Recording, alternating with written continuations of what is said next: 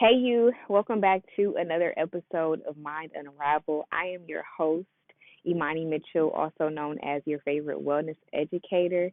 I just want to take the time to thank all of you for showing up for yourself, most importantly, but also showing up for this show because through your presence, your engagement, your participation, it really allows this channel, this show, to continue to flourish, to reach more people, and really allow this information to get out there so we can have stronger selves for us, right? But then also have stronger communities because this is what this life is about, right? It's about being better, loving harder, just doing the things, right? Doing the good things to bring us closer together, to heal, and just experience the fullness, the best, all of the things. So as you can see by the title of this episode, today we are discussing inner child work part two. I'm really excited about this episode because one, we are really getting into how do we do it, right? If you caught part one, I discussed I discussed the what is inner child work, its benefits, how does our wounded child, how does it impact our adulthood? So if you did not catch that, I would say stop this right now and go ahead and check out part one and then come back to this when you have some free time or right after. But yeah, so in this video, we're exactly, like I said, we're going to be talking about how do we do the things. And I'm excited about this particular episode because right now in my life, I find that it's it's really time for me to go deeper into my inner child work. And yeah, so I feel that as I am, which it'll always be this, or not always, but the things that I am navigating again, have learned from and learning, I'm going to share it with you guys. I'm going to bring it to the table because healing does not occur in isolation. And so, again, always going to bring the things to the table. So, starting off with one of the first ways to engage in this work, which is, I think it's my favorite right now, is play, right? So, our inner child, if you're engaging in this work, if you need to engage in this work, oftentimes when we were a child, and I learned this from a licensed trauma informed therapist, and she basically made mention of the fact that in our childhood, we again, if we need this work, oftentimes we were frozen in fear, shame, or sadness. And those emotions have followed us into our adulthood, right? And so it is our job now to identify those things, but then start to do the work, right? Hence the term inner child work. And so what play does is, I feel like, because I feel like I'm not in the flow of how I would like to speak. I feel like I'm trying to remember as opposed to just speaking. I honestly don't even know. I really want to go so in depth about what I learned from that therapist. I really want to speak just from my own experience because there's lessons in my own experience that I can share, along with information that I've garnered from therapists, from blogs, and just different research studies and so on and so forth. But again, really recognizing that there's power in my own story. So for me, what I'm recognizing with play is that it really allows me to feel so full of freedom, right? Because it's something about engaging in play where you're in that present moment. So you are free of your worries. You are free of your insecurities. You're just like you're really able to like really engulf yourself in this moment. And like obviously, like even for me, I know that I can be super self conscious at times, and so I feel like sometimes play allows me to increase. It has allowed me to increase my awareness in that arena. However, as you continue to do this work, then you're able to start to talk to yourself and say, okay, this is a limiting belief. So I've heard it, but I don't have to continue to accept it, right? And it allows you. And so once something pops up, if this is an experience that you have shared for yourself, if something pops up that doesn't really resonate with who you are, or you're really sick of rehearsing these things that do not uplift you, do not propel you forward, you have the agency to dismiss it, to not continue to rehearse it, to not continue to allow yourself to be identified by that thing.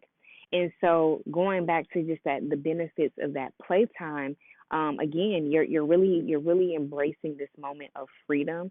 It really helps you to reduce your anxiety, your anxiousness, and again, for some of us, we may have different experiences with play because we may notice that through facing challenges, again, those insecurities or some limiting beliefs may come up, and so again, it's not something. Once you observe that and once you make a note of it, it's not an opportunity to judge yourself. It's just simply recognizing, like, hey, there is a need for a little bit more love, a little bit more attention here. And that is such a beautiful thing, because at one point in time, you may not have even had the awareness to recognize that there was a limiting belief about your ability to perform or your ability to face challenges, right? And so you take that information and you just start to work with it, work with yourself. But again, you do it out of love. And also, I feel like I keep speaking about play, but then having these little bit or these little tangents. But another thing about play is just it really allows your inner child to be a child, right? Because like I just remember and sometimes in my childhood, like I feel like because of how I grew up, or just like as far as like I'll say how I grew up. Like I had cousins that were around my age, but um like I basically, like my parents, they had a parenting order. So like I was, going over to I primarily stayed with my mom, but then I would go over to my dad's house. And so, and then, all of my cousins, like obviously they had their varying schedules, along with like my parents, right? And so I wasn't always around people my age. And so I often found myself engaging in things that like my older, and then I also had, before I started to have younger siblings, I had older siblings. I had older sisters, or I have older sisters. And so I often found that I was engaging in things that were ahead of my time. And just, I really just, again, what I'm really trying to just build up to is that there wasn't really a lot of time that I spent really, really playing. And so even if that's, your case where, maybe you feel like you grew up too fast, and, there was just so many different things that you experienced that really didn't allow you to have a childhood, and like as far as like really engaging in just that freedom of playing, and you're not worrying about different things, and maybe it's not that you're not necessarily worried about things, but because of the people around you, again, like for me, you're engaging in just things that are not really typical for your age. And so it really allows you to connect back with that time period of your life where you needed that. Because I've learned through research that engaging in play is really crucial for our development, right? Because it allows us to imagine different things. It allows us to really start to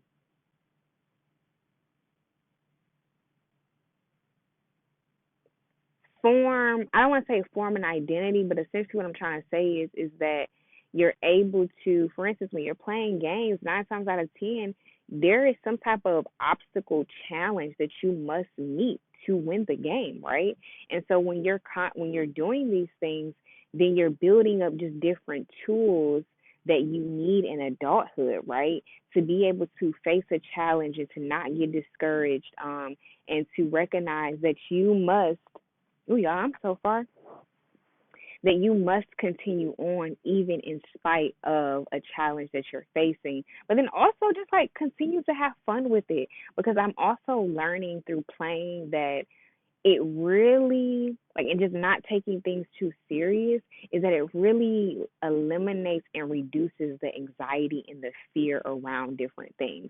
Like, even for instance, when I was preparing for this video, at first I was like, okay, because I'm trying to get better about incorporating my life story into these things, because again, I recognize that there are lessons, there's wisdom in my story, right? It's not about just all of the things that I'm learning from other people, but it's also about what I've learned through my own work, through my own journey, and how I can be of service through it. And so, um, I'm working on being more open, because this is also new for me, right? To just share my life with, with some people who are strangers. It's new for me to do that. But then again, also to make sure that I'm pouring out wisdom and knowledge, and really supporting it by psychology. Um, or not say always supported by psychology, but when things are connected to psychology, throwing in the science, right? Because that is just as important as well. Um, but anyway, when I was preparing, when I was like doing my outline and everything like that, I was starting to get overwhelmed, because I'm like, okay, one, I was working on another a presentation that I have to give, and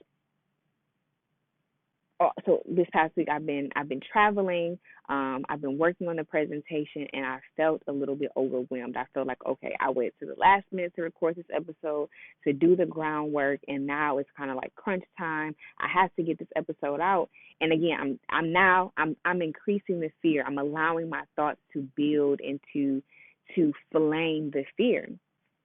And I said, hold up, let me relax a little bit, right? Because at the end of the day, I know that my journey has prepared myself. My journey has prepared me enough to be able to come on here and to be able to share these things with you all. And yes, as I continue to study different things, and I continue to pull from psychology, the study of psychology, as I continue to pull from just other people who may have mastered certain things, or just maybe certain things that I may not have tapped into. So to be able to provide you guys with a very comprehensive view of whatever topic I'm discussing, um, it's important to include those things, but it's also okay to realize, like, first of all, it doesn't have to be in all in this video, right? Like, just really giving myself the room to be where I am, while still working to get better, to get wiser, and just not overwhelm myself. And so long story short, I really just had to kind of, like, bust a couple dance moves, but reassure myself in that moment, while I'm like loosening up through my body, to reassure myself that I got this, right? I got this. And I think that was, I mean, I necessarily I wasn't playing, but I felt like I was making the situation more playful. And that really helped me to just, again, to like really decrease my anxiety, to come back to this present moment. And it worked.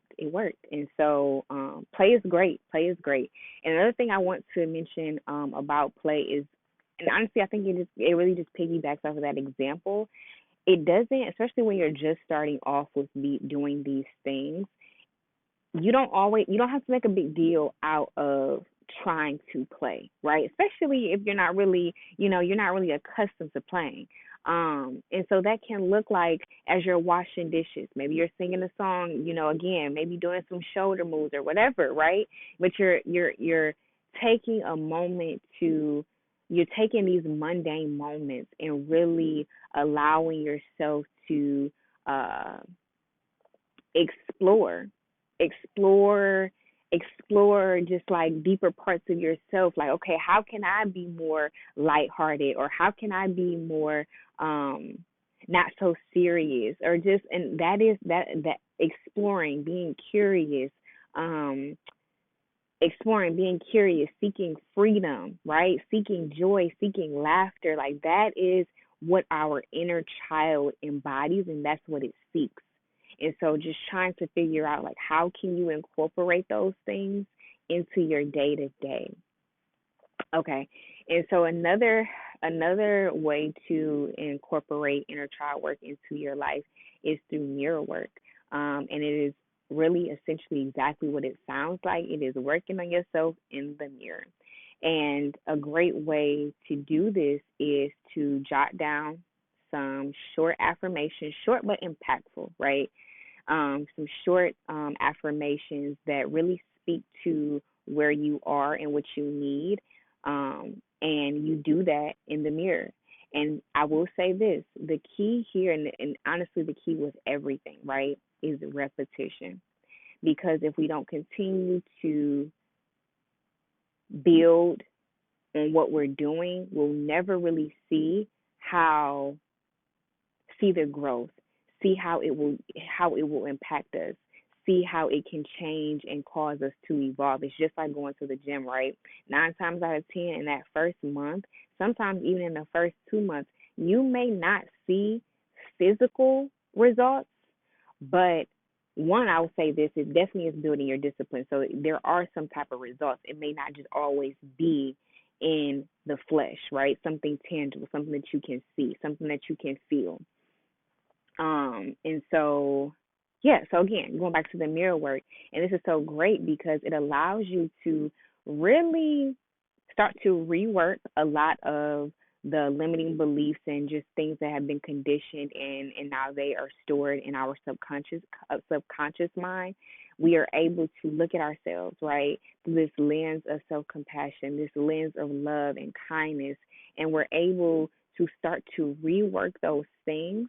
And in turn, it helps to build our confidence. It helps to build our self-esteem, and it works. It works. Now, this is something I don't really do often, but I definitely am trying. I've definitely done more of recently, and it's like when I catch myself in the mirror, because y'all, we go to the restroom, and 9 times out of 10, you're going to encounter a mirror, the restroom or the bathroom. You're going to encounter a mirror. So it's like, why not take advantage of boosting your self esteem, boosting up your confidence, or just saying something kind to yourself, right? Because another thing that it's not for our inner child per se, but it is, well, actually, no, because when we're kids, it's definitely we're definitely looking for other people to build us up, right? So I'll say this is more so for our adult selves, but this is the thing though. Engaging in the inner child work is what helps us to be able to thrive in adulthood. So we also must continue to take care of our adult selves, right? And so I just want to say, like, through doing that mirror work, you are engaging in self-love, and you are not constantly looking outside of yourself for someone to build you up, for someone to validate you, for someone to confirm you, right? Because here's another thing. Like someone can constantly say you're beautiful, you're intelligent, you're kind, you're this. But if you do not innately believe that, if we do not innately believe that about ourselves, it doesn't matter. They could say those things until they are blue in the face. If we do not believe it, it doesn't matter. That is why it's so important for us to continue to do the inner child work, but just be on this healing journey as a whole, because then we're able to really build ourselves up and love on ourselves and really show up for ourselves in a whole new brand way, right? And it's just such a beautiful experience once you're on the other side of, things that really used to trip you up, that really used to have you think, or have us, because y'all, I'm here with y'all. I feel like I know that I am so much further along in this journey than where I started, but I recognize that there's still so much work to do. But I have that gratitude for how far I've come. And I even noticed, through engaging in this work, how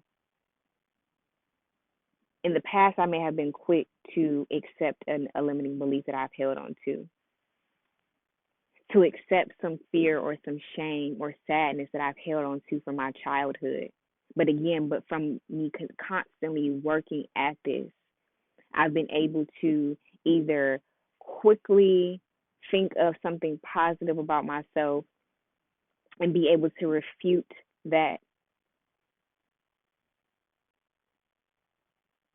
Sorry, I lost my train of thought. Long story short, what I'm trying to say is it feels good. It feels good to be able to acknowledge your growth. Cause y'all, the process, I'm gonna be honest with you guys, it's not easy. It's not easy. And that's also another reason why playing is so important, right? Is because again, it invites and it invokes so much positive emotions that it offers an opportunity to combat the the heaviness of this work. Because that's another thing, right? Like we're meant to enjoy this life. It's not constantly about you know, achieving the next big professional goal, right? Earning this dollar amount. While those things are important, right? That will, depending on what your values are and what your respective goals are, those things may be important. However, at the foundation, we need to be okay. We need to be healthy. We need to be intentional about carving out joy for our day daily. And as I'm again, I'm saying we. So yes, I am speaking. I was about to say, as I'm saying this to you guys, I'm saying to myself because again, it holds true for you and I both.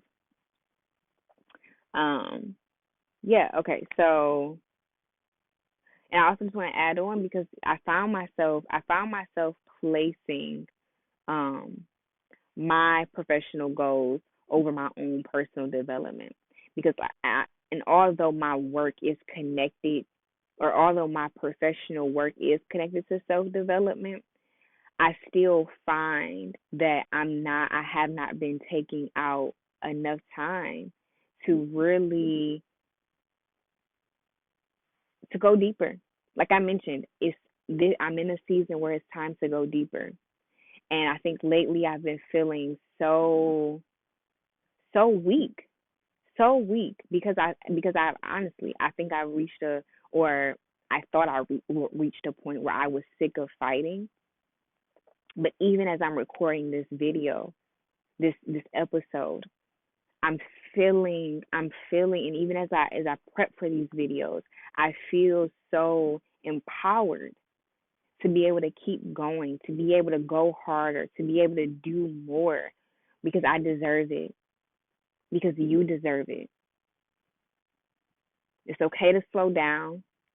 It's okay to maybe even go back to a bare bones approach of caring for ourselves, as long as we recognize that at some point, at some given time, there is going to be a need to go deeper